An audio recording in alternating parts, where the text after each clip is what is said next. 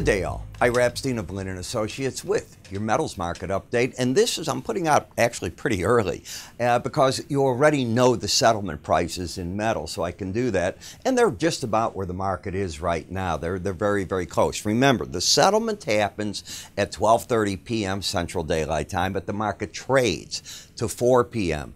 It doesn't matter at 4 p.m. if golds were up $30 from here. This is still going to be about the settlement price. Got it? You're looking at a stock market giving you a little correction today. The dollar up, but giving back some of that gain. Gasoline under selling pressure today. Some of the grains under pressure as well. Now, when we look at the gold, you can see the weekly chart of closes. The market sort of flattened out here into this 1300 level. It had about a $30 break, and the market is just sort of sitting here right now trying to figure out what to do next.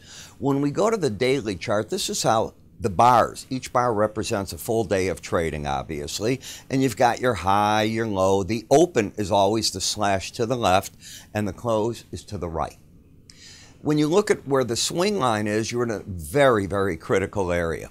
If you take out 1312.80, you break the pattern of higher highs, higher lows. Now, many of you know, and you've looked at it, that I wrote a special report on the gold for you. If you haven't, stay with me to the end and I'll show you how you get to that report, because it's going to come off our website probably Friday morning. It's already served its purpose. The fact that I can do these videos so fast, get them out there, I think really improves everything. We're still working on getting our next batch of ads done so that I can start recording the others. But then I'm talking currencies, interest rates, going to be on everything. So as we take here and look at the June gold, the swing line, if you take that number out, the market breaks its pattern. The support's back then at 1307.40.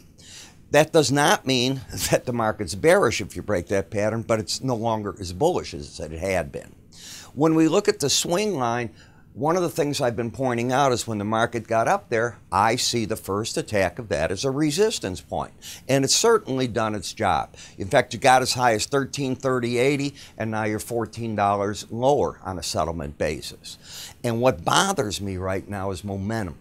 Momentum got overbought, and now it's starting to point lower. Both numbers on the close today will still be overbought. Any reading over 70, I consider overbought. Overbought is not bearish. Overbought is simply overbought, and what I think it does is it keeps fresh buyers, the more savvy ones typically, away from a market. When I go to the GLD ETF, today's break carried through the last break low of 123.73. This market, ahead of the futures, stepped out of its uptrend today. Also, it had been overbought and still remains at this hour overbought because numbers are over 70. Even if just one of them stays over 70, and it will, you're overbought.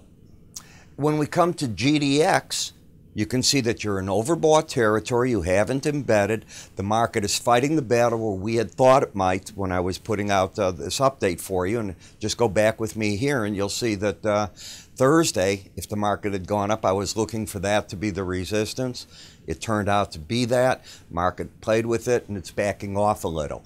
It is a chart that is not turned one way or the other. It's overbought, hit an upside target, and not trending as I define a trend, because you have a lower low, higher high. I call that more of a vertical move that culminated right here. And if you look here, you had that kind of move that pulled back. So there's a similarity to them. If we look at the gold-silver ratio, this does not favor silver. And the funny thing was, today I was watching television. It might have been CNBC. It was either Bloomberg or CNBC. And as I was watching the two, I'm looking and I see a silver ad, and they're talking about the gold-silver ratio, and they're trying to explain to the public how, because this is getting towards historic numbers where you need so many ounces of silver to get an ounce of gold, that it might be, and they use the right words, it might be an opportunity in silver. It's not there yet. Silver hasn't yet turned that corner, and you can see it on the ratio. Now, what silver did do is you've had a pattern of lower highs, lower lows now, and actually yesterday was the day that set in. what I had said yesterday, and I'll stand behind it today too, is the support was the layer of the 18-day average to the 100. I certainly didn't know if the market was going to go up there. In fact, had it gone through this number, you'd be right into resistance at the upper Bollinger Band. You can see what I'm saying. And today you fell into that zone. Now, if it wants to let go here, it might make a run down to the lower band, but more likely it's going to spend some time playing there. The problem is there's nothing friendly on the chart. Momentum is down, the bias is down, the trend is down. In the copper market, a stand is being made right here, which makes all the sense in the world. Where's Steve Mnuchin, our Treasury Secretary, leaving for Friday, and Mr. Lighthizer? They're going to China. And they're trying to get a deal done. And then next week, what happens? The Chinese come back to America. They want to get a deal done.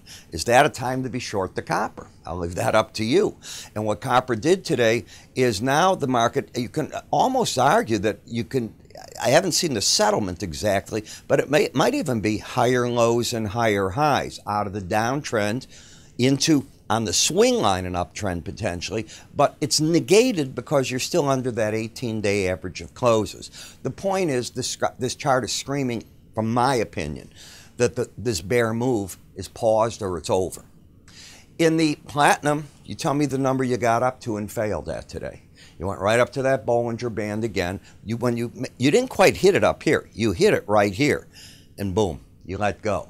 Remember the palladium we were talking about yesterday? And I had said, got to keep your eye on this. If you take this out, it'll be the first time the market could get under that lower swing line number, and you turn the trend down. And I've got these arrows in there because I already know what it did today. And if that happened, maybe you put into play the lower Bollinger Band. Bingo.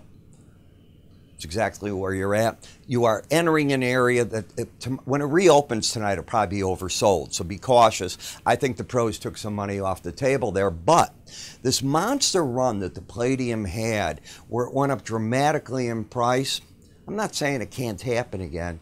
I am saying this leg is over. And now the market, you're seeing people cashing out of the market, and it happened very, very quickly. Last, in the dollar index, the market is dealing with the fact that people are nervous. They saw today the 10-year yield on the notes go under 2.4%. I think it hit 2.37 something, in fact, during the day. I think it came back a bit from there, in fact. But you're still getting that bid in the market. Is this a bull? I have this hard problem because of these 2 days that get under these swing lines. Highly unusual activity, hard to make a prediction with it. You know, one of the things, as I said, that I do is I'm putting out special reports. Now, in this one, it's about the gold market. And I recorded it probably Monday, and it's going to come off, be it tomorrow or it's going to come off on Friday. It certainly is not going to be up over the weekend. It served its purpose. If you want to see what we had predicted, what we thought was happening in the market, well, how do you do it? You go to our website at www.iraepstein.com under the word education. Got it? The word education. You'll see the special report on the gold. Click it. It'll be a video, and you'll be able to see what I was talking about, seasonals, and the warning signs that I was trying to hand, and where I think the market might grab, in terms of time, some support. I'm Ira Epstein. You have a good day. Hope you take advantage of it, and we'll talk to you later.